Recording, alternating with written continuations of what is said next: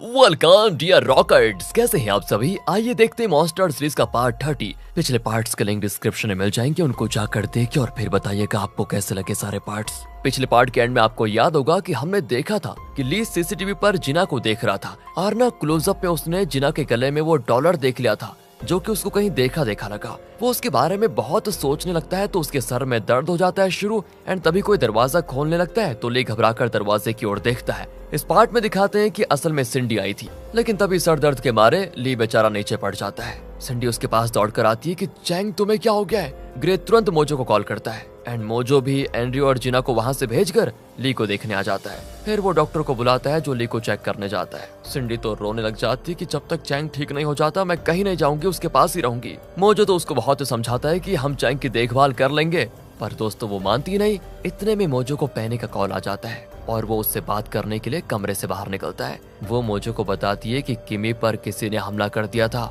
मुझे तो शक है कि जेजे ने ही लोगों की सिंपैथी जीतने के लिए जानबूझकर ऐसा करवाया होगा। अब दोस्तों हॉस्पिटल में किमी को दिखाते हैं जिसपे डंडा लग गया था ना, और वो डंडा किसने मरवाया था आपको तो पता ही है, लेकिन अब वो जरा नॉर्मल हो गई है और उसके सर पर पट्टी बंधी हुई है। जेजे इसका भी फायदा उठाना चाहता है। वो डॉक्टर से कहता है आप बाहर मीडिया को ये बताइए कि किमी बहुत सीरियस है और उसे सर्जरी की जरूरत है, फिर आप इसे इमरजेंसी में शिफ्ट कर दीजिए। किमी चौंक कर पूछती है तुम ऐसा क्यों करना चाहते हो, मैं तो बिल्कुल ठीक हूँ। जेजे कहता है कि अरे बात को समझा करो, तुम एक्टिंग करना कब सीखोगी, जब एक्टिंग करोगी तब जाकर लोगों को तुम पर और हमारी पार्टी पर तरस आएगा और वो मुझे वोट देंगे। अब किमी पूछती है लेकिन मुझे कितने दिन तक इस तरह की एक्टिंग करनी पड़ेगी, अगर किसी को सच पता चल गया ना तो बड़ी मुसीबत हो जाएगी। अरे वो सब मैं देख लूंगा, तुम बस बेहोश होने की एक्टिंग करो और कुछ नहीं। अगले ही मिनट में दोस्तों उसे स्ट्रेचर में इमरजेंसी में ले जाया जाता है। और अब देखिए इस जेजे को कैसे मगरमच्छ के आंसू बहाकर नेल और मीडिया के सामने कहता है किमी की हालत बहुत ही खराब हो गई है, उसे सर्जरी करनी पड़ेगी। नेल तो इस बात को सच मान बैठता है और अलग में जाकर रोने लग जाता है कि यार ये मैंने क्या कर दिया, खुद अपनी बेटी के लिए मौत का दूत बन गया। तब जिराल्ड कहता है कि सर यहाँ कुछ मत कहिए वरना प्रॉब्लम हो जाएगी। दोस्तों यहाँ जेजे तो मीडिया के सामने ना ऑस्कर अवार्ड वाली एक्टिंग जारी रखता है कि वो डंडा मुझे लगना चाहिए था लेकिन मैं बच गया और किमी को लग गया। काश उस दिन मुझे लग जाता ना तो किमी की हालत बेहतर होती। मैंने लोगों के लिए काम करना जो शुरू किया, कुछ गुंडे बदमाशों को मुझसे चिढ़न हो गई और उन लोगों ने किमी पर हमला कर दिया मुझसे बदला लेने के लिए। लेकिन चाहे कुछ भी हो जाए, चाहे मेरी जान ही क्यों ना चले जाए, पर मैं लोगों के लिए लड़ना और उन्हें न्याय दिलाना कभी नहीं छोड़ूंगा। नेल तो बड़ा परेशान हो जाता है कि अब क्या करूं, लेकिन तभी जिराल्ड आकर उसे बताता है कि आप आराम से घर जाइए, आपकी बेटी को कुछ नहीं हुआ है, बस थोड़ी सी चोट लगी है। असल में जेजे के बॉडीगार्ड ने मुझे ये बात बताई थी, जेजे तो इलेक्शन जीतने के लिए ड्रामा कर रहा है। बस दोस्तों नेल चौंक जाता है कि ये तो मुझसे भी आगे निकल गया षड्यंत्र रचने में, बताओ यार। दूसरी ओर सिंडी ली के होश में आने का इंतजार करते हुए कहती है यार चैंग तुम बहुत लकी हो, वैसे पता है तुम्हें, क्योंकि मैं किसी के लिए इतना केयर नहीं करती जितना तुम्हारे लिए करती हूँ। इस तरह बात करते करते वो ली से लिपट कर ही सो जाती है दोस्तों। एंड कुछ देर के बाद ली को होश आता है तो वो सिंडी को उठाता नहीं बल्कि उसे बेड पर सुलाकर वो बाहर आ जाता है। अब मुझे पूछता है कि तुम ठीक तो हो ना। वो कहते हैं हाँ मैं ठीक हूँ। अब कल उस लॉयर को मैं सीसीटीवी पर देख रहा था और अचानक उसके डॉलर को देखकर मुझे कुछ याद सा आया, पता नहीं क्या याद आया लेकिन कुछ याद आया और मुझे वो देखा देखा सा भी लगा। मुझे लगता है कि उसका और मेरा कोई नाता जरूर है। एक काम करिए आप उसे कॉल करके यहाँ पर बुलाइए, मैं उससे बात करना चाहता हूँ। मोजो तो पूरी तरह चौंक जाता है लेकिन अब ली का कहा वो टाल भी नहीं सकता और तुरंत जिना को कॉल करता है और उसका नंबर नॉट रीचेबल आता है। ली कहता है तो कॉल नहीं लगा तो क्या हुआ, आप एक काम करिए उसके घर को तो जानते ही होंगे, चलिए उससे मिल लेते हैं। अब दोस्तों वहाँ पर जिना, एंड्रयू, जॉन और उनकी एक और टीममेट कॉन्ट्रैक्ट जीतने की खुशी में सेलिब्रेट कर रहे होते हैं। सभी जिना की तारीफ करते हैं कि अगर तुमने नाथन को गलत अमाउंट नहीं बताया होता तो हमें कॉन्ट्रैक्ट जीत नहीं पाते। जॉन तो एंड्रयू से खुलेआम पूछ लेता है कि तुम जिना को पसंद करते हो ना, एंड यहाँ एंड्रयू भी इनकार नहीं करता और मान लेता है कि हाँ जिना मुझे पसंद है। अरे तो दोनों बात करो ना, हम दोनों दूसरी तरफ जाकर अपनी बातें कर लेंगे, तुम दोनों यहाँ पर बातें कर लो। ये कहकर जॉन उस टीममेट को लेकर चला जाता है दोस्तों। एंड अब यहाँ पर एंड्रयू थोड़ा रोमांटिक होने लग जाता है, कहता है जब तुम मेरे साथ होती हो ना तो मुझे सब बहुत ही अच्छा लगता है। जिना भी कहती है तो फिर तुम भी मेरे पार्टनर बन जाओ, दोनों मिलकर जेजे से बदला लेंगे। एंड्रयू कहता है ठीक है, मैं तुम्हें जेजे के सारे फाइल्स दूंगा, मैं तुम्हारा पूरा साथ दूंगा। ये सुनकर जिना भी बहुत खुश होती है दोस्तों। फिर बातों ही बातों में वो जिना का हाथ पकड़ने लग जाता है लेकिन रुक जाता है। हाँ सोचता है इस वक्त ऐसा करना ठीक नहीं होगा। जिना के घर के नीचे ली और मोजो वेट कर रहे होते हैं। तब एंड्रयू और जिना वहाँ पर आते हैं लेकिन एंड्रयू उस वक्त जिना का हाथ पकड़ लेता है। वो पूछती है अरे क्या कर रहे हो अभी।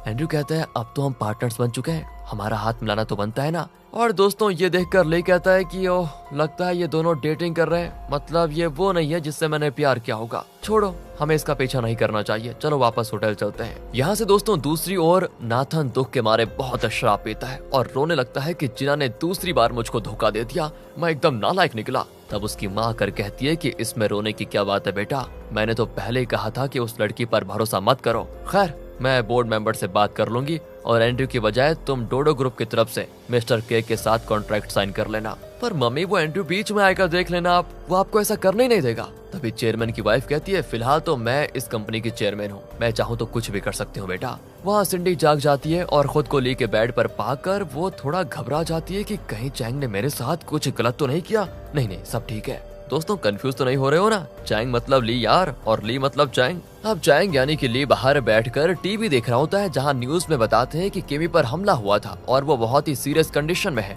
किमी बहुत ही भली औरत है और जेजे भी लोगों की भलाई चाहता है। इस तरह दोस्तों न्यूज में जेजे और किमी की बढ़ा चढ़ाकर तारीफ की जाती है। ली को लगता है कि ये जरूर इस जेजे की चाल है और तब सिंडी आकर पूछती है, तुम ठीक तो हो ना? ली कहता है, मैं ठीक कैसे हो सकता हूँ, मेरे बेड पर तुम जो सो गई थी और तुम सो गई तो तुम्हारी वजह से मुझे बाहर आकर सोना पड़ा। चलो वैसे मैं ठीक हूँ अब। सिंडी कहती, फिक्र मत करो, तुम्हारा बेड यूज करने का मैं अलग बिल भर दूंगी, कोई दिक्कत नहीं है इसमें। अब इनकी बातों के बीच में मोजो आ जाता है और कहता है, देखो हमने अब तक डोडो ग्रुप के साथ कॉन्ट्रैक्ट साइन नहीं किया है, जल्दी से जल्दी हमें साइन कर देना चाहिए। ये सुनकर सिंडी कहती है, तुम नाथन या एंड्रयू के साथ कॉन्ट्रैक्ट साइन करने के बजाय मेरे साथ क्यों नहीं साइन कर लेते? मैं भी तो डोडो ग्रुप की बोर्ड मेंबर हूँ और मेजर शेयर होल्डर भी। मेरी माँ चेयरमैन तो है ही। वैसे एंड्रयू और मेरे भाई नाथन की हमेशा लड़ाई होती रहती है, इसीलिए फ्यूचर में तुम्हें प्रॉब्लम हो सकती है, ध्यान रखना इस बात का। इसीलिए तुम मेरे नाम पे कॉन्ट्रैक्ट बना लो, टेंशन खत्म। ली कहता है, हाँ ये आइडिया भी बुरा नहीं है, लेकिन हाँ इस बारे में हम बाद में बात करेंगे, पर तुम मीटिंग में जरूर आना, वहाँ पर फैसला करते हैं। सिंडी के जाने के बाद मोजो पूछता है, क्या तुम सच में इसके साथ कॉन्ट्रैक्ट साइन करोगे?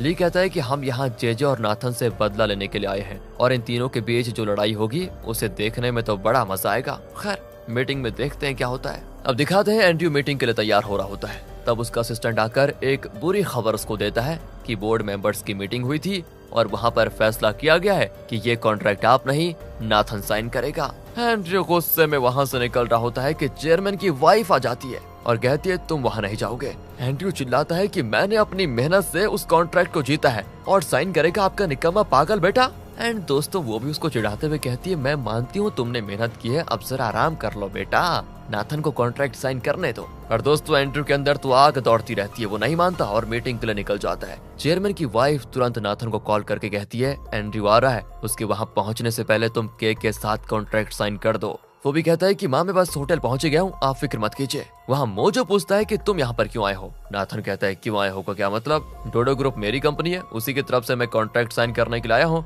मोजो कहता है, अच्छा ठीक है, तुम मीटिंग रूम में वेट करो। एंड वो ली को ये बात बताता है तो ली कहता है, ये तो मैं चाहता ही था, अब देखो आगे मेरा खेल। इतने में एंड्रयू भी मीटिंग रूम में आ जाता है। दोस्तों नाथन उससे पूछता है कि तुम क्यों आए? एंड्रयू कहता है, मेरा छोड़ो, तुम यहाँ पर मुंह लेकर क्यों आ गए? तुम्हें शर्म नहीं आई? किसी और की मेहनत के फल को खुद तोड़ने आ गए तुम। नमक हराम, तुम मेरे परिवार में घुस आए और मेरा हक छीन लिया तुमने। दोस्तों इनकी बहस हाथापाई में बदल जाती है और तब वहाँ पर सिंडी आती है। वो भी कहती है, मुझे लगता है तुम दोनों ना कभी नहीं सुधरोगे, डिसेंसी नाम की भी कोई चीज होती है, इसलिए ये कॉन्ट्रैक्ट तुम लोग नहीं मैं साइन करूंगी। ली तो दोस्तों सीसीटीवी पर इन तीनों का खेल देख रहा होता है। मोजो पूछता है, तो बताओ किसका साइन लेने वाले हो तुम? ली उसको एक नाम बताता है और मोजो मीटिंग रूम में जाता है। नाथन कहता है कि मिस्टर के मेरा साइन लेंगे ना कॉन्ट्रैक्ट पर, लेकिन मोजो यहाँ पर एंड्रयू का नाम लेता है और उसे ली से मिलाने के लिए लेकर जाता है। सिंडी को भी शौक लगता है कि चैंग तुमने मुझे धोखा दिया है। तभी नाथन शौक होकर पूछता है, क्या मिस्टर के असल में चैंग है? पर दोस्तों एंड्रयू ये नहीं जानता और वो ली के कमरे में जाता है।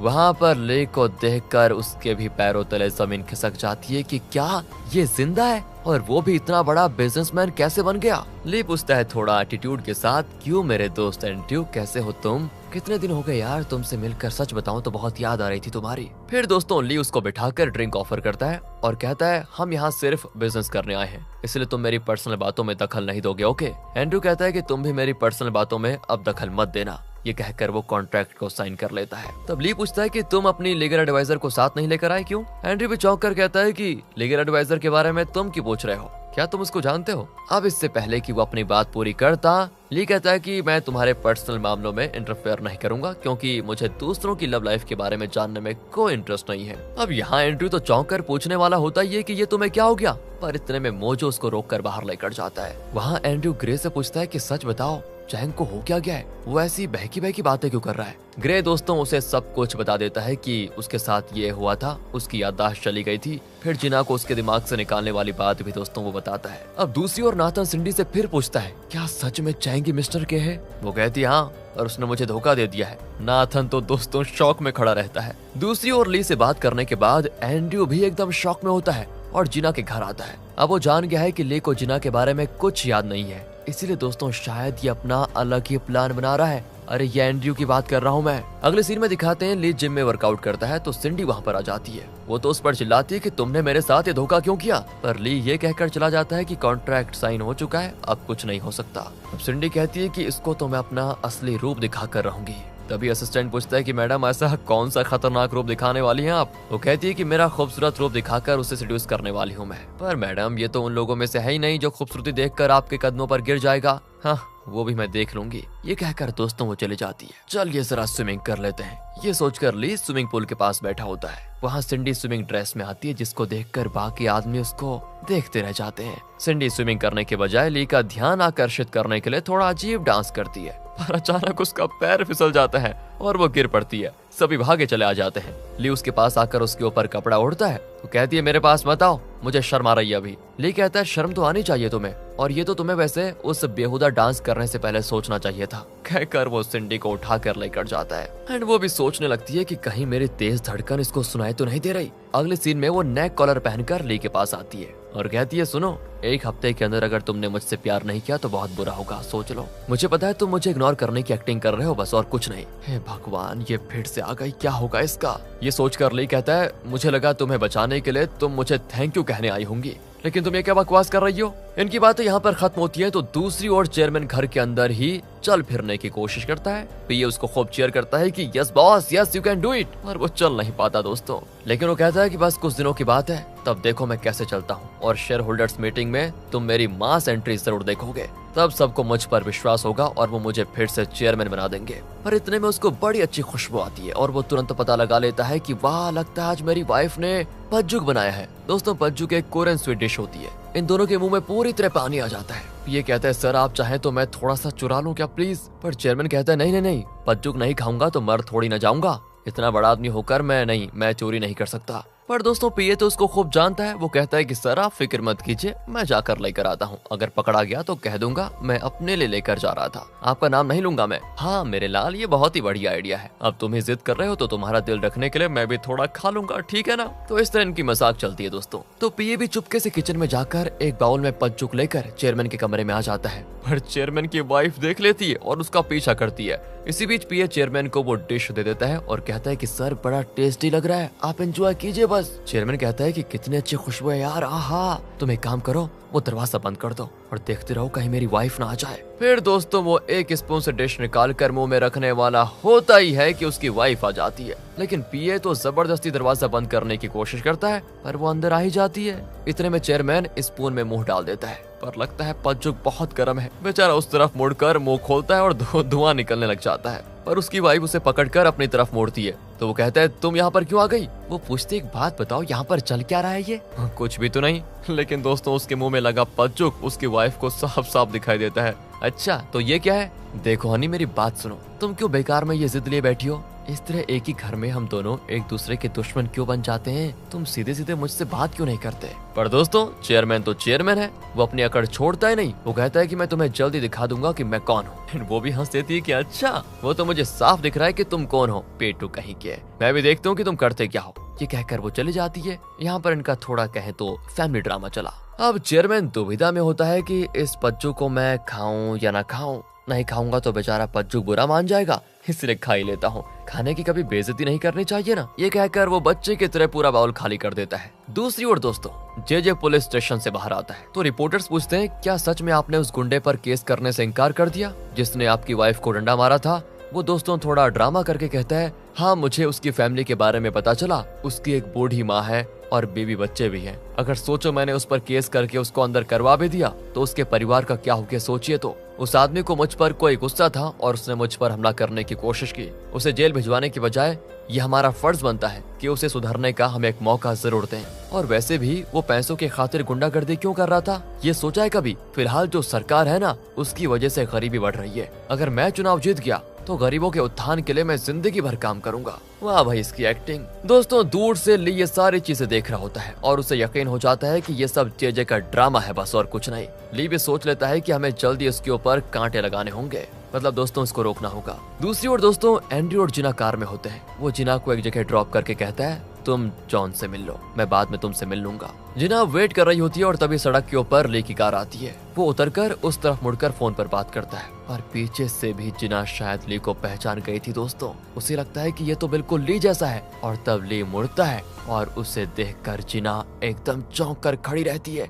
इतने में ली वहाँ से जाने लग जाता है तो जिना जल्दी से रोड को क्रॉस करने लगती है। गाड़ियां तेजी से आती जाती हैं तो वो घबरा कर रुक जाती है और ली इस तरह मिस हो जाता है। जिना बहुत देर वहां पर ली का इंतजार करती है। उसे कई कॉल्स आते हैं लेकिन वो एक भी कॉल नहीं उठाती और शाम तक वहीं पर खड़ी रहती है कि ली यहीं कहीं होगा, यहाँ वापस जरूर आएगा। बारिश होने लग जाती है लेकिन जिना उस जगह से नहीं हिलती। तब ली वापस अपनी कार में वहां पर आता है एंड वो कंफ्यूज होता है कि ये लड़की बारिश में भीगती हुई किसका इंतजार कर रही है। खैर अपने को क्या, ये सोचकर वो निकलने लगता है कि जिना अचानक सड़क पर बेहोश होकर गिर पड़ती है क्योंकि वो बहुत देर से बारिश में खड़ी थी। ली तुरंत गाड़ी रोकने को कहता है और जाकर जिना को उठाने लगता है। एक पल के लिए जिना आंखें खोलती है और देख लेती है कि ली उसको लेने आया है। अगले पल वो फिर से बेहोश हो जाती है। ली तो जिना के बारे में कुछ नहीं जानता और वो उसको उठाकर चलने लगता है। यहाँ पर होता है दोस्तों पार्ट 30 का दी एंड। जिना को तो पता चल चुका है कि ली जिंदा है, तो अब क्या होगा? क्या जेजे की नई स्ट्रेटेजी काम आएगी? क्या एंड्रयू जिना को ली से छुपा कर रखेगा या नहीं? चलिए देखते हैं इसका मजा अगले पार्ट में। बाकी आगे के पार्ट्स देखने के लिए वीडियो को लाइक और चैनल को सब्सक्राइब शेयर जरूर कीजिएगा। मिलते हैं आपसे बहुत जल्द अगली वीडियो में। ध्यान रखेगा अपना and finally thanks for watching.